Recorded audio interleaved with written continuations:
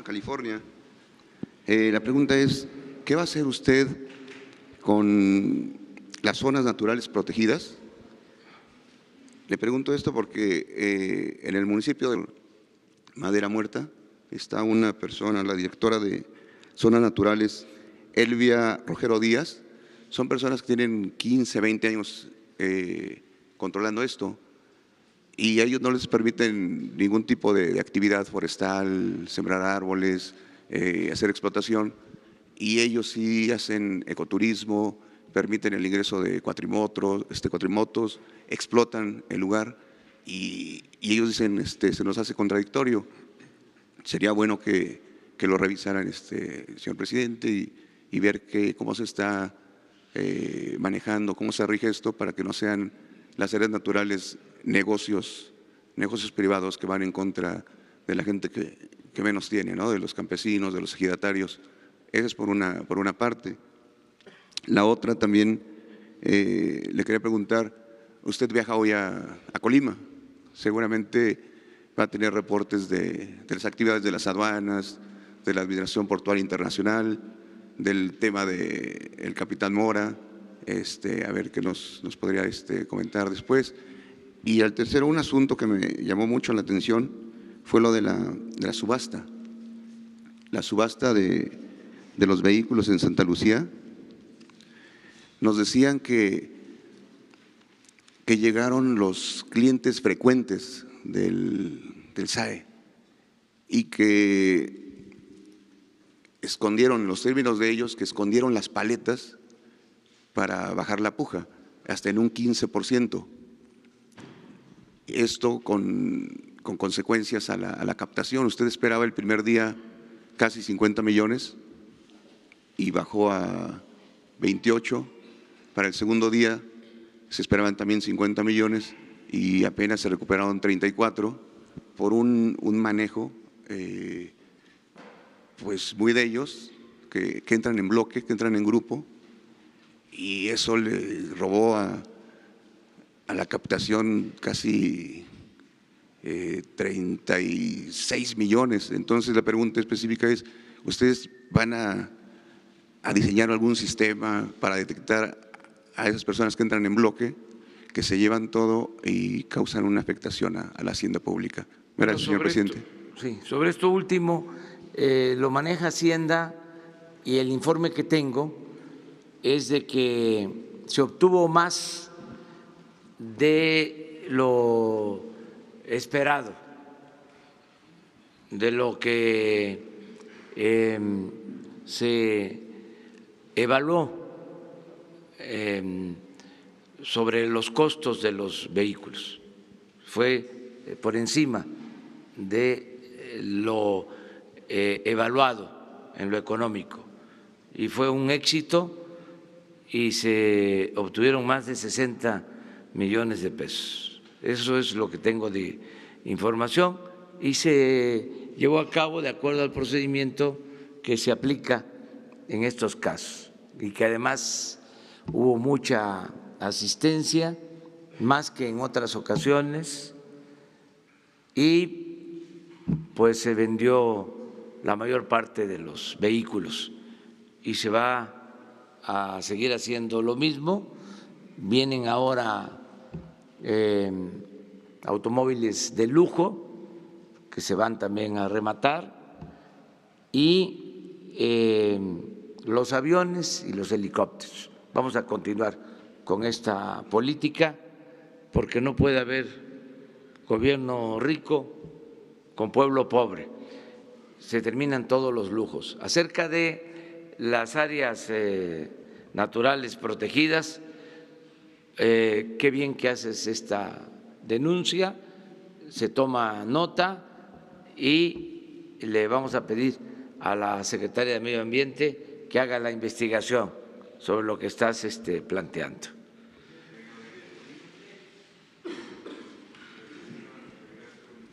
¿Mande?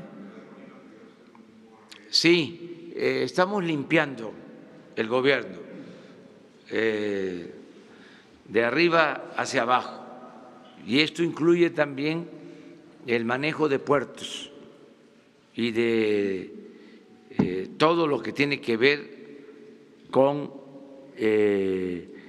las dependencias del gobierno, aduanas, puertos, aeropuertos.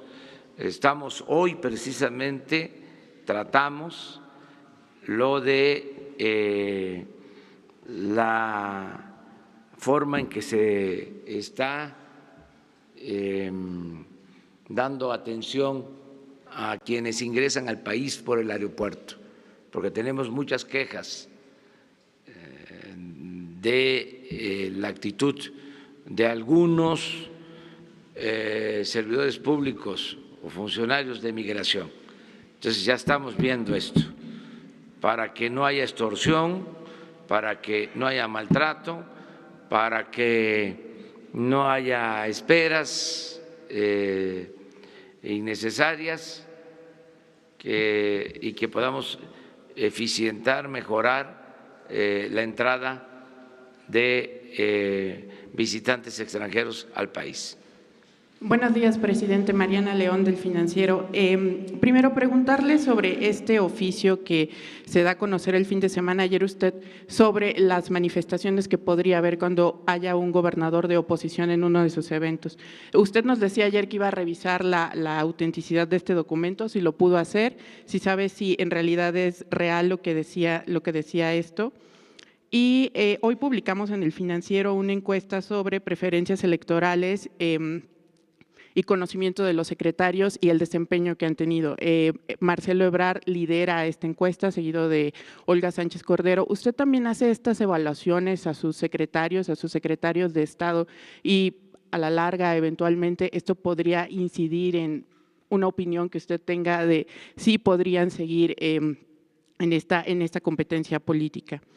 También una última cosa, la calificadora Standard & Poor's baja ayer la perspectiva de las empresas CFE, Pemex. Usted ha criticado duramente a estas calificadoras, pero ¿le preocupa esta nota que le dan ahora? Gracias. Bueno, sobre esto último, yo me preocupo y me ocupo sobre todo.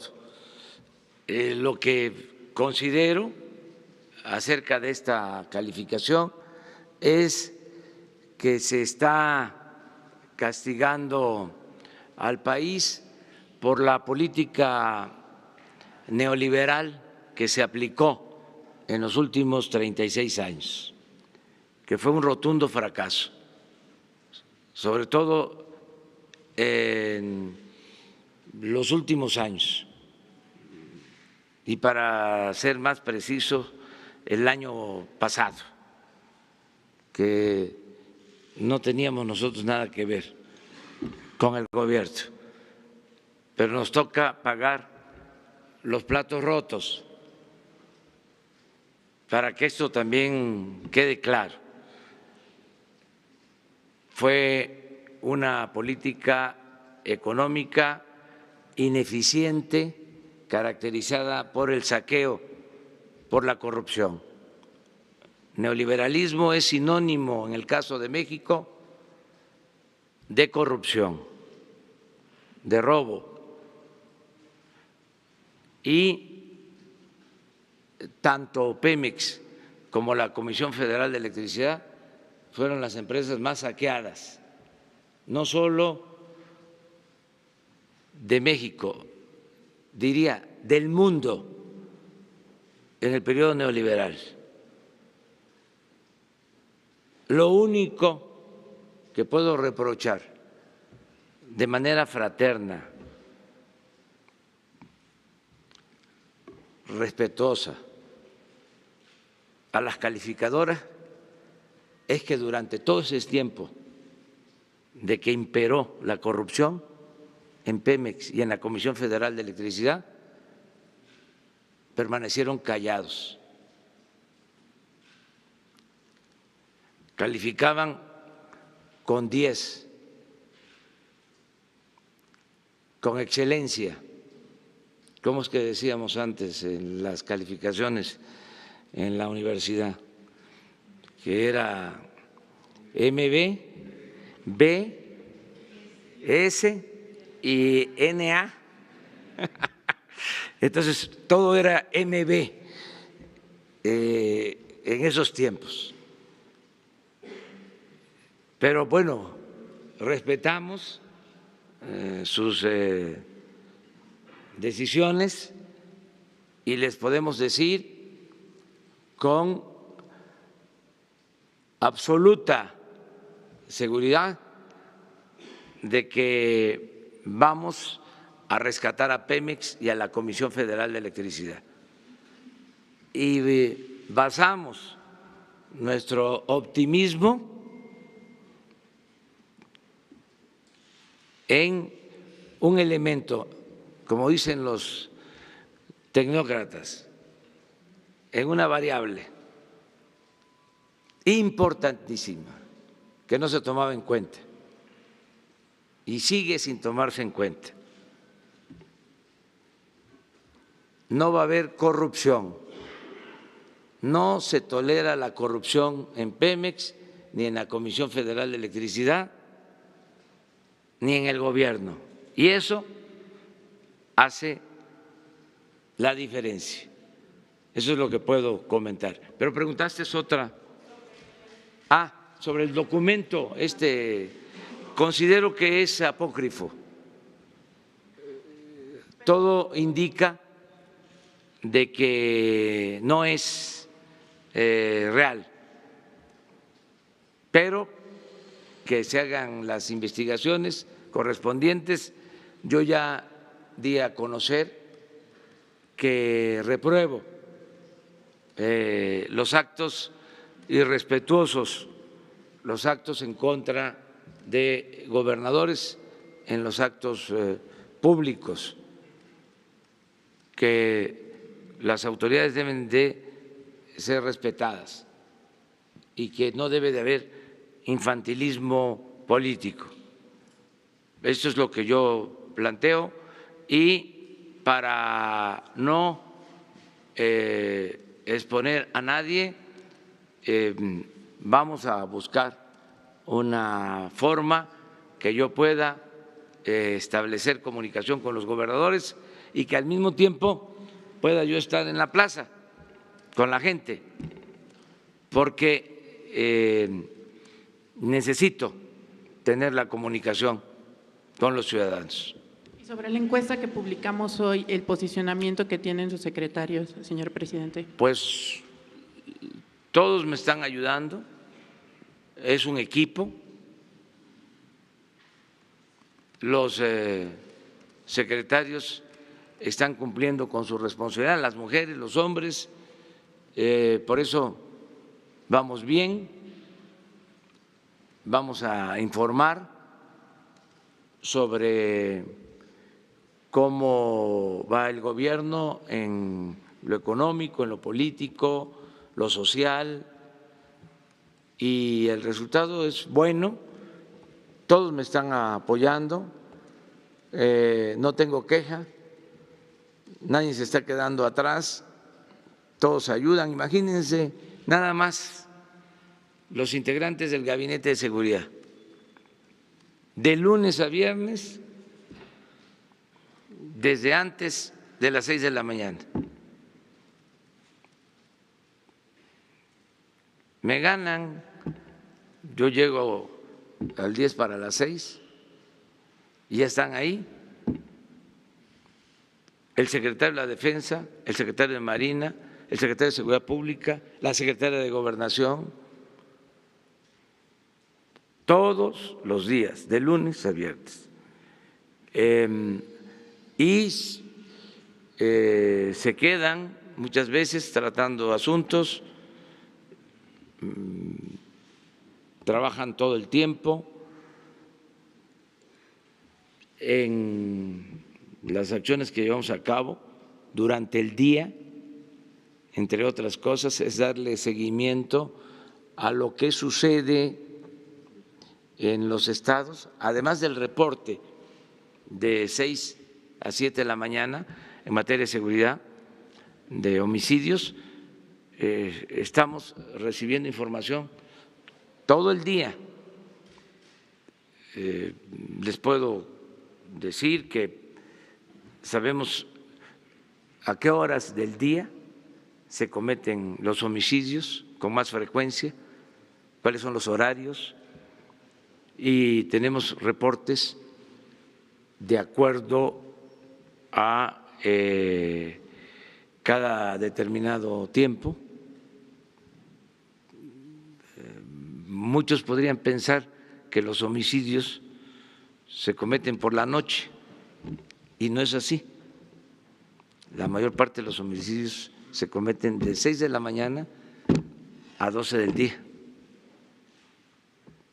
Ya, por eso, desde la mañana estamos pendientes y todo el día se le da seguimiento. Y eso lo hace el Gabinete de Seguridad.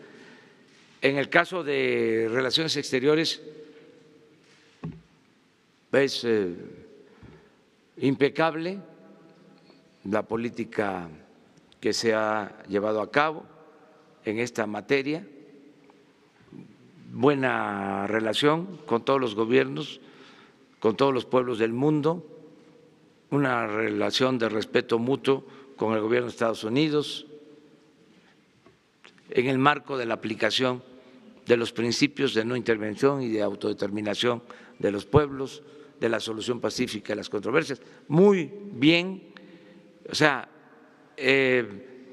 los que están ocupados del bienestar, lo mismo la Secretaría de Salud, el secretario de Educación, la secretaria del Bienestar, de Medio Ambiente y los de Hacienda igual, son profesionales, me ayudan mucho, tienen ellos autonomía para decidir sobre la política financiera, sobre la política hacendaria, son respetuosos de las decisiones que toma el Banco de México. Entonces, es muy buen equipo, hay armonía y todos tenemos un propósito: llevar a cabo la cuarta transformación de la vida pública del país, que implica acabar con la corrupción, con la impunidad, el que haya crecimiento económico, que haya bienestar, que haya paz, que haya tranquilidad. Pues todos estamos trabajando con ese propósito.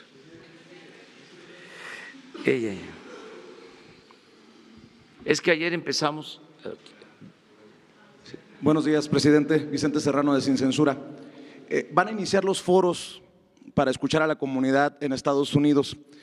Tengo información que hay resistencia, tal vez, de algunas partes para realizar estos foros, que hay tal vez una controversia.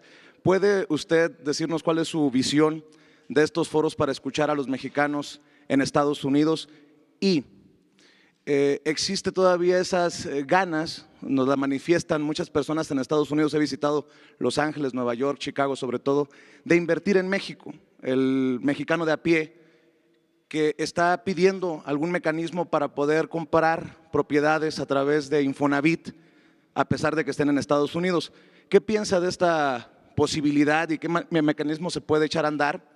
Y platicaba con algunos empresarios que me decían que también la cuarta transformación puede llegar desde el extranjero hacia México. ¿Cómo ellos podrían convertirse también en mentores para estos pasantes, para estos jóvenes? ¿Cómo invertir? ¿Qué garantías se les puede dar?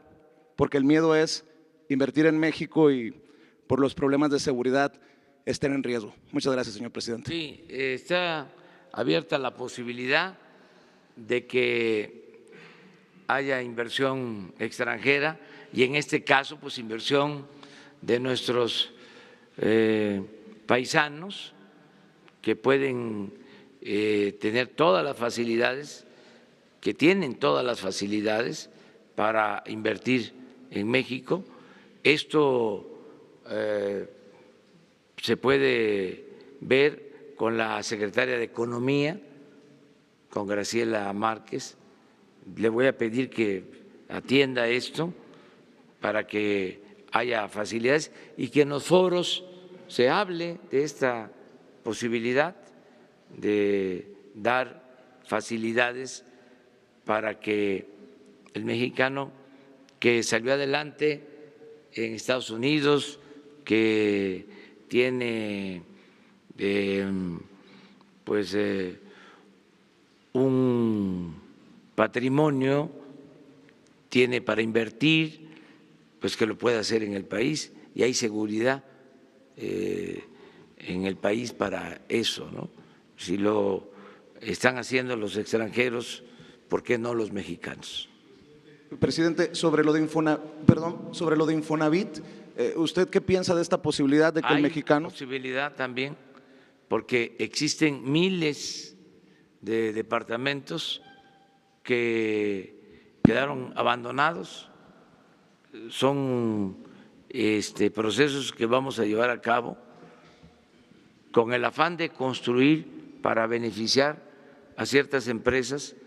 Se hicieron unidades habitacionales en sitios remotos, muy lejos de donde trabaja la gente, que nunca fueron ocupados, y hay miles de departamentos abandonados y tenemos que buscar la forma de utilizar esos departamentos, esas unidades habitacionales. Ya se está trabajando con ese propósito. Aquí se presentó un programa para que la gente pudiese terminar de pagar sus departamentos, porque la queja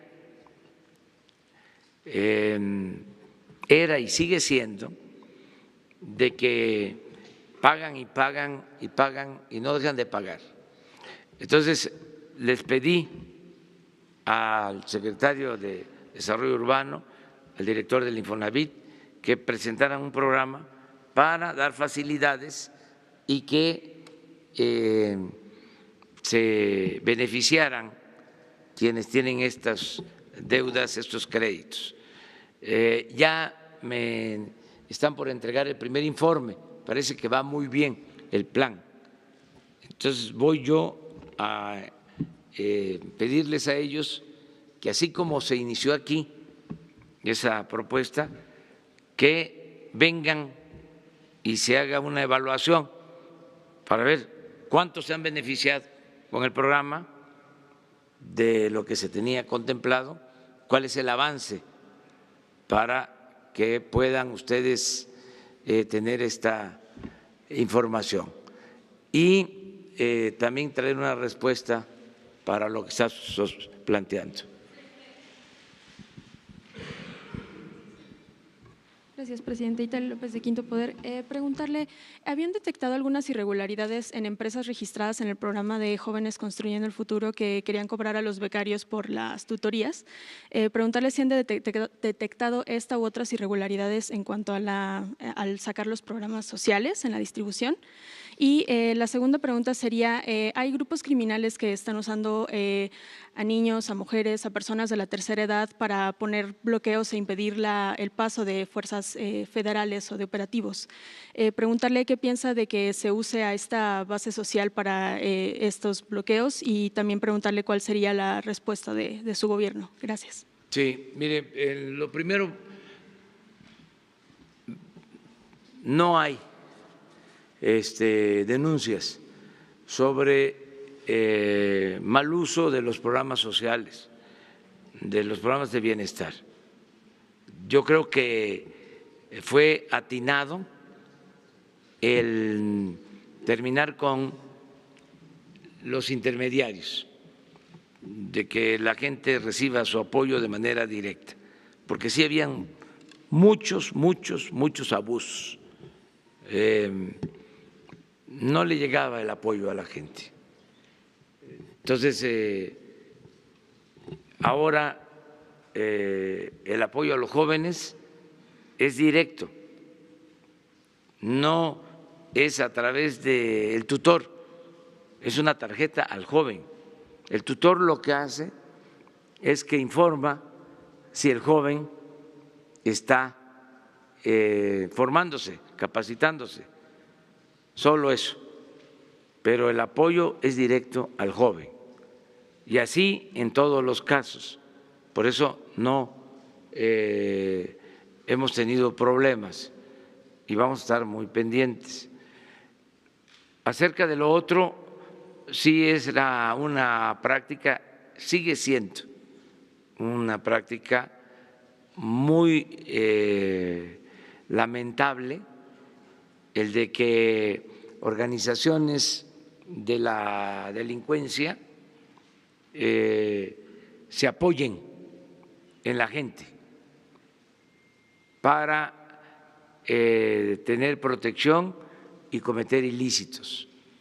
Un poco lo que sucedía, porque ya está desapareciendo, afortunadamente, con lo del robo de combustible, que por darle a la gente la oportunidad de recoger 20, 40 litros, se protegía a los huachicoleros.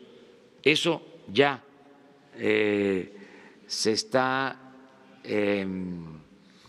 evitando, la misma gente está respondiendo. Sin embargo, todavía hay comunidades, no todos los pueblos, no toda la gente, para no generalizar, pero sí existen personas que protegen a grupos de delincuentes. Lo acabamos de constatar y de padecer en Guanajuato, ayer todavía, en un operativo del gobierno de Guanajuato con la coordinación del gobierno federal y de la Fiscalía. Se llevó a cabo un cateo, todo de conformidad con los procedimientos legales, y hubo resistencia de algunos pobladores para que no pudieran detener a los integrantes de una banda. Sin embargo, el reporte que tengo es de que sí se pudo llevar a cabo el operativo, afortunadamente sin pérdida de vidas humanas, sin heridos, hubieron detenciones y se obtuvieron buenos resultados, decomisos de armas, de vehículos, a pesar de que la gente, no toda la gente, intentó evitar la acción de los cuerpos de seguridad. Entonces, eso sigue pasando. Aprovecho, qué bien que me pregunta, para hacer un llamado a todos los mexicanos, a los que viven en las comunidades, en los pueblos, en los ejidos, en las colonias, que no protejan a quienes se dedican a actividades ilícitas, aunque les ofrezcan despensas, aunque les repartan dinero. Eso no es correcto, no es adecuado, no es legal, no es digno. No caigan en esas actividades. Si se requiere el apoyo, acudan a nuestro gobierno si hay necesidad. Si ustedes requieren de trabajo porque no hay oportunidades de empleo, si requieren de apoyos para el bienestar, cuenten con nosotros. Nosotros les ofrecemos eso y se evitan problemas, riesgos, pero además la vergüenza, porque lo mejor es la honestidad, la integridad, el dar buenos ejemplos a los hijos. Solo lo barato se compra con el dinero. La honestidad vale mucho. Entonces, todos a portarnos bien. La verdadera felicidad, siempre lo he dicho, no es acumular bienes materiales o riquezas, es estar bien con uno mismo, estar bien con nuestra conciencia, estar bien con el prójimo. Y solo siendo buenos podemos ser felices. Entonces, no apoyen a esta gente que aparentemente o falsamente les ayudan. Eso no es real.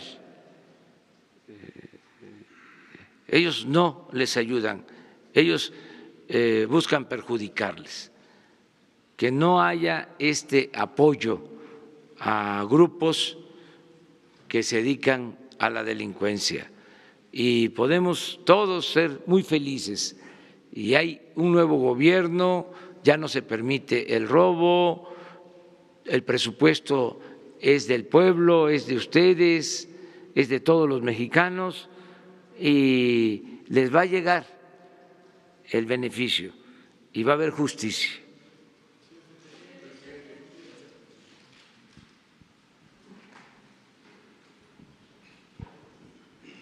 Daniel Blancas, de Crónica. Presidente, buenos días.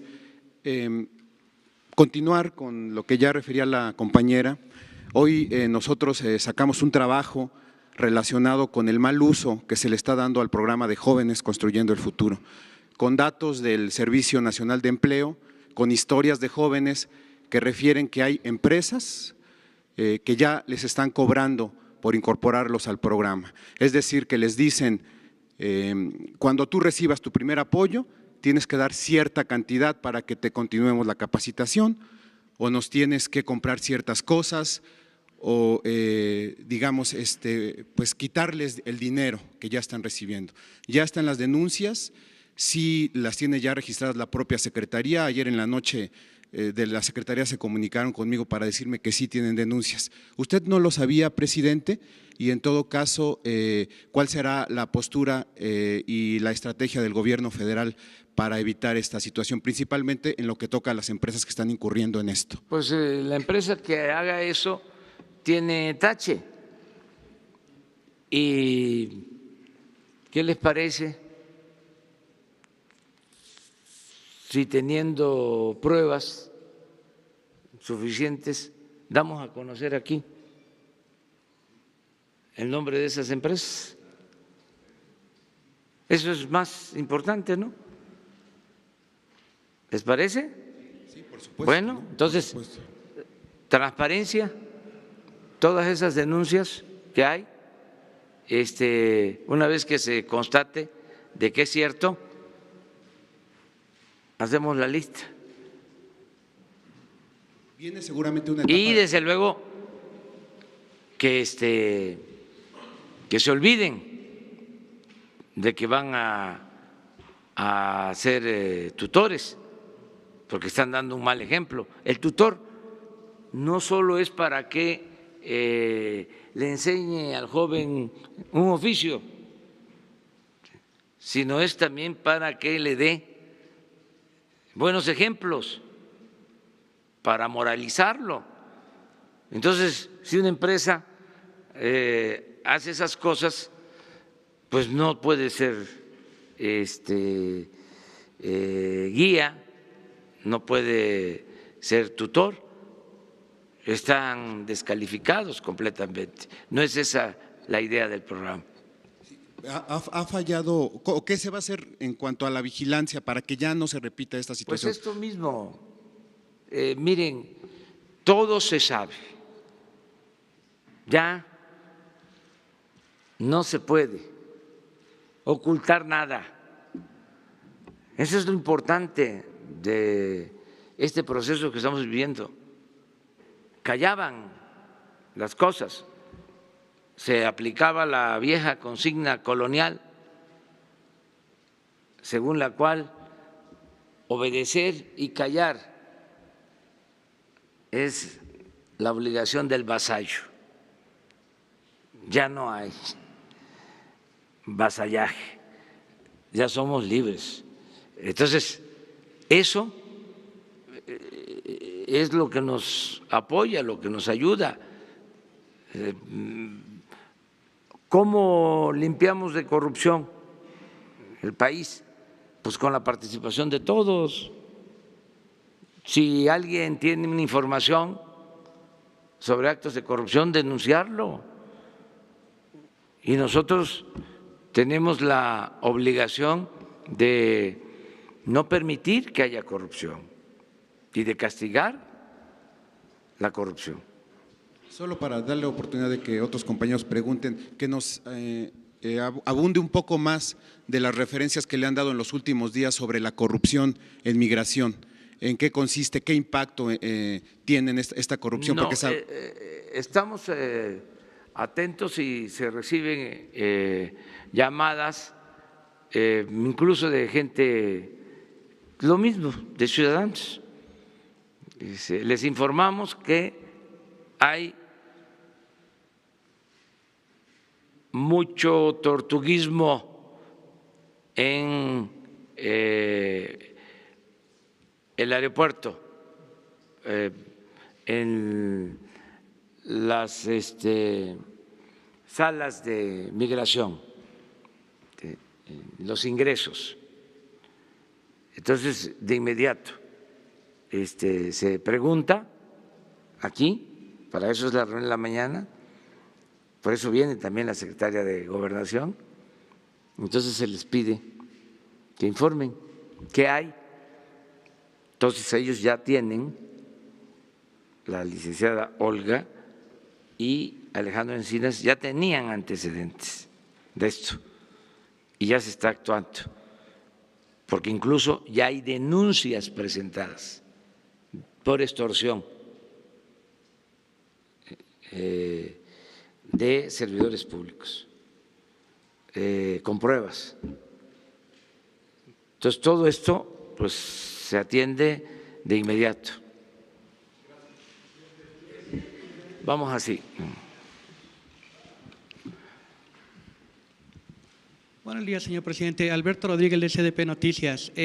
Sobre esto de Standard & Poor's y que se están cambiando las perspectivas de las notas de algunas empresas, especialmente de Pemex y de CFE, ¿no está pensando el gobierno en un plan para convencer a las calificadoras de que sus acciones de gobierno, de que acabar con la corrupción es más eficiente a lo mejor que la inversión extranjera, que la participación de empresas particulares en algunos procesos de las empresas? Eso por un lado. ¿Cuál sería exactamente esta estrategia para convencer a las calificadoras, ¿no? Y por otro lado, ayer dos candidatas a ministra de la Suprema Corte de Justicia de la Nación hicieron comentarios, pues, por demás, no quiero decir homofóbicos, pero sí en los que se extrañaban de la adopción homoparental. Lo pregunto con toda claridad, ¿es digno de un gobierno de izquierda presentar este tipo de candidatos a ministra? Gracias. Bueno, acerca de lo primero, yo creo que los hechos van a ir hablando. Cuando se acabe por completo con la corrupción y se rescate a Pemex, a la Comisión Federal de Electricidad, se van a aclarar las cosas. Y estoy optimista en ese sentido. O sea, lo vamos a lograr. No es un asunto complicado. grave, porque depende de un manejo eficiente y honesto en Pemex y en la Comisión Federal de Electricidad, y ya está resuelto. Es decir, ya puedo decir que no se tolera la corrupción en la Comisión Federal de Electricidad y en Pemex como era antes. Entonces, poco a poco se va a ir entendiendo que Pemex y la Comisión Federal de Electricidad son empresas verdaderamente productivas, eficientes, honestas, van a resurgir.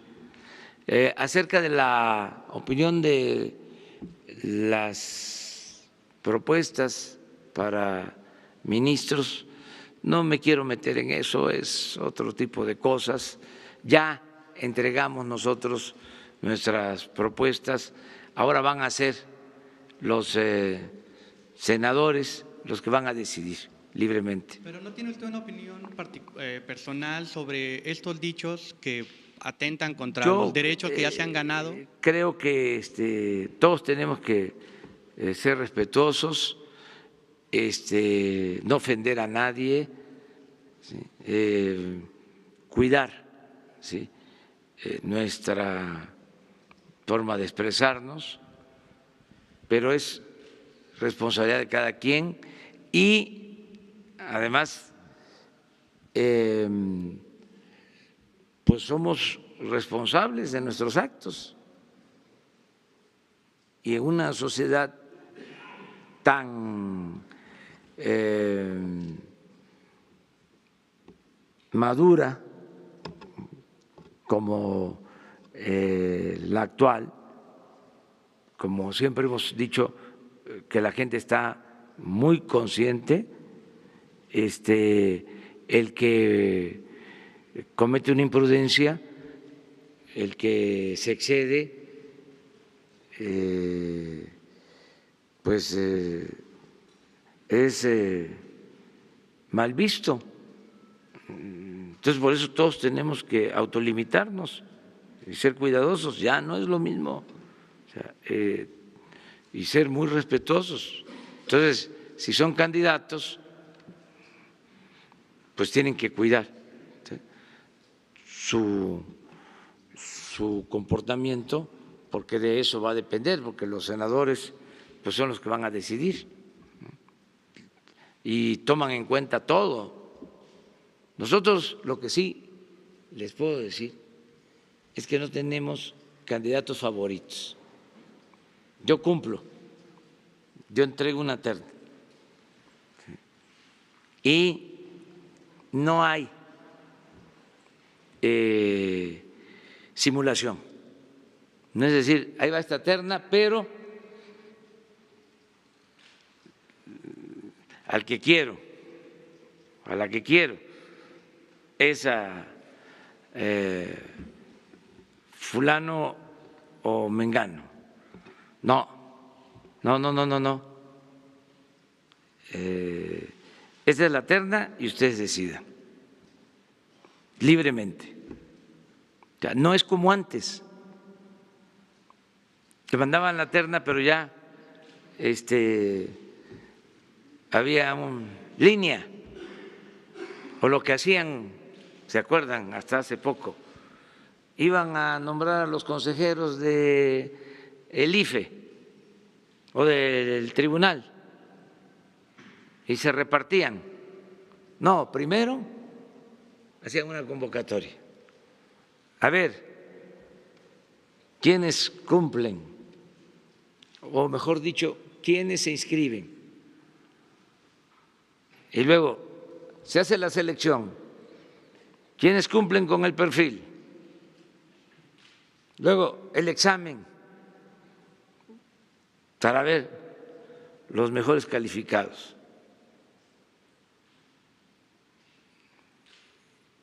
Toda esa faramaya. Y luego se encerraban los dirigentes de los partidos. Decía, 3 para ti, y 3 para nosotros. Y 1 para otro. Y así salía. Eso no. Me tocó mandar una terna recientemente para este Instituto de la Competencia y otro para el Instituto de Telecomunicaciones, porque se les vencieron los plazos. Entonces me presentaron las propuestas porque en este caso califica el INEGI sobre quiénes pueden ser para un cargo y para otro. Entonces, ¿qué decidimos? De esos me tocaba proponer a uno. ¿Cómo decidimos? El que sacó primer lugar en calificación en cada uno. Cuando se le avisó a uno de ellos que él iba a ser propuesto, que ni los conozco, se sorprendió porque siempre sacaba primer lugar, pero nunca lo tomaban en cuenta. Entonces, esto ya cambió, que es importante. Bueno, me sirven sus preguntas pues para informarles sobre cómo estamos procediendo.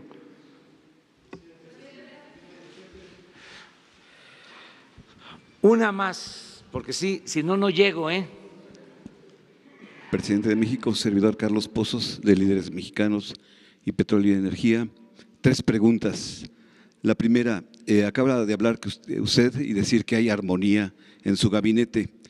Nosotros detectamos que en Pemex y en la Secretaría de Energía hay una fuerte pugna. ¿Quién manda en Petróleos Mexicanos? Entendemos que Rocío perdió y que va a llegar Lázaro Cárdenas Batel a la Secretaría de Energía. Quisiera saber si es así. No es así. Pero tú tienes todo el derecho. Además, tú eres un buen periodista. Porque al preguntar se aclaran las cosas. Los dos son de primera. El director de Pemex y la secretaria de Energía. Muy profesionales, honestos, les tengo toda la confianza y se llevan muy bien. Tan es así que ya Rocío está a punto de trasladarse a despachar en Villahermosa, Tabasco, porque ella nos está ayudando en todo lo que tiene que ver con las refinerías. Tenemos que rehabilitar las 6 refinerías, tenemos que construir la nueva refinería y en coordinación con Octavio están trabajando de manera conjunta. Es una distribución, una división del trabajo. Así estamos actuando. Tan es un equipo que así en lo general lo que yo le estoy pidiendo al director de Pemex es que se ocupe más, que atienda de manera prioritaria todo lo relacionado con la extracción del petróleo, la perforación de los pozos, porque lo que necesitamos es producir más petróleo. Entonces, él está de tiempo completo en eso. Tiene que ver muchas otras cosas. Pemex, pues, se debe de ocupar de la refinación, de la petroquímica, de la compra de gasolinas, de la distribución de combustibles. Es una empresa muy grande, pero en todo tiene que haber prioridades y ahora lo que queremos es que se tenga producción, que se detenga la caída en la producción y empecemos a tener más producción de petróleo. Y por eso Rocío ayuda en lo que tiene que ver con refinación, aunque corresponde a Pemex, ella nos está apoyando en lo relacionado con la refinación, porque la Secretaría de Energía, sus funciones son básicamente normativas, entonces no requieren de mucho tiempo. Nosotros lo que necesitamos es más ejecución, lo que no se hacía antes. Si no se perforan los pozos, no hay petróleo. Si no se le da mantenimiento a las refinerías, no hay gasolinas. Si no se construyen nuevas refinerías, pues tenemos que seguir comprando las gasolinas. Entonces, estamos en operación, ejecutando más que nada y trabajando de manera conjunta. El licenciado Bartlett, su función es que haya producción de energía eléctrica, que ya no se compre tanta energía eléctrica a precios elevados, con subsidios, porque esto afecta a los consumidores. Si producimos más energía eléctrica en la Comisión Federal de Electricidad, vamos a bajar los precios. Se cayó en esta situación de pagar precios elevadísimos por la energía eléctrica porque se compra la energía eléctrica, porque la Comisión Federal de Electricidad dejó de ser autosuficiente, porque se privatizó parte del sector eléctrico y es el consumidor el que paga las consecuencias. Yo no estaría en contra de las privatizaciones si hubiesen beneficiado a la gente, si la privatización de la industria eléctrica hubiese dado resultado, si costara menos la energía eléctrica, entonces se podría alegar si funcionó la reforma energética, pero fue lo contrario. En vez de que se mejorara, se empeoró todo. Ahora sí que si antes todo iba mal, ahora con el neoliberalismo todo empeoró. Menos producción de petróleo, menos refinación, desapareció prácticamente la petroquímica, ¿sí? Aumentaron los precios de las gasolinas, del diésel, ¿sí? Y lo mismo en la industria eléctrica. Ese es el resultado. No son inventos, no es un asunto ideológico, no es un asunto político, es juicio práctico. Fue un fracaso la política neoliberal, la política de privatización, benefició a una minoría, pero perjudicó a todo un pueblo. Entonces, eso es lo que estamos cambiando y eso pues lleva tiempo y implica resistencia. Imagínense, para un tecnócrata, incluso bien intencionado, alguien que se formó en la escuela del neoliberalismo en los últimos 36 años, que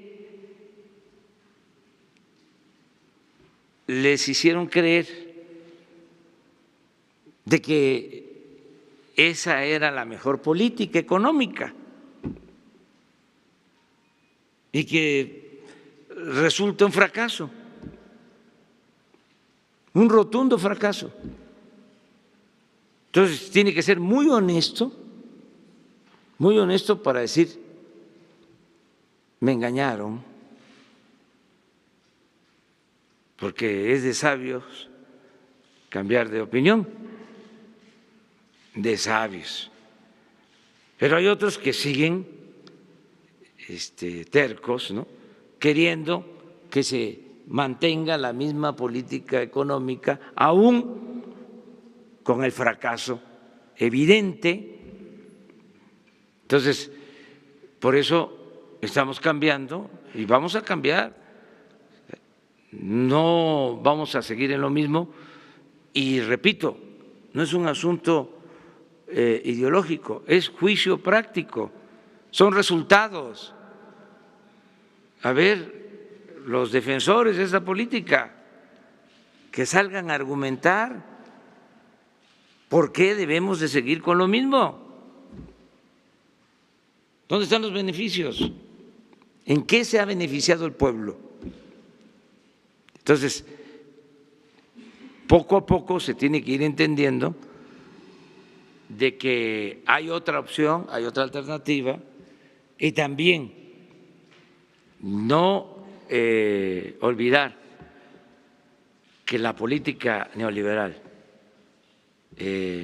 no funcionó, además de que es una política concentradora de beneficios en minorías, ¿sí? Además de eso, no funcionó por la corrupción tan desmedida. Ningún modelo económico funciona con una corrupción tan desbordante como la que se padece o se padecía en México. Puede ser el modelo matemático, el modelo económico, econométrico más perfecto, pero la variable de corrupción dinamita cualquier modelo. Eso fue lo que sucedió. ¿Cómo va a aguantar un país, una empresa como Pemex, que entreguen, por ejemplo, un campo para extraer gas a una empresa extranjera y que esa empresa extranjera no produzca gas y se lleve todo el dinero del contrato que se le entregó? Pues ¿qué gana la nación? Nada, al contrario, pierde. Pues eso es lo que hicieron. Imagínense la inversión en los últimos tiempos en Pemex destinada al norte del país. ¿Dónde está el petróleo? En el sur, en tierra, en aguas someras. Cuesta menos extraerlo. Y sin embargo, se fueron a invertir al norte, porque no les importaba sacar petróleo. Lo que les interesaba era quedarse con los contratos. Le iba muy mal a la nación y muy bien a las empresas contratistas. Entonces todo eso se termina. Entonces van a cambiar las cosas y hay muy buena armonía. Presidente, disculpe pues mi impertinencia. A 5 días de sus 100 días de gobierno, ¿podría usted dar o compartirnos su más reciente check-up médico para saber de su estado de salud? Estoy al 100. Al 100. No he podido estar con el médico, pero estoy bateando arriba de 300 todavía. Estoy muy bien. Ya me voy. Porque… Finalmente, presidente.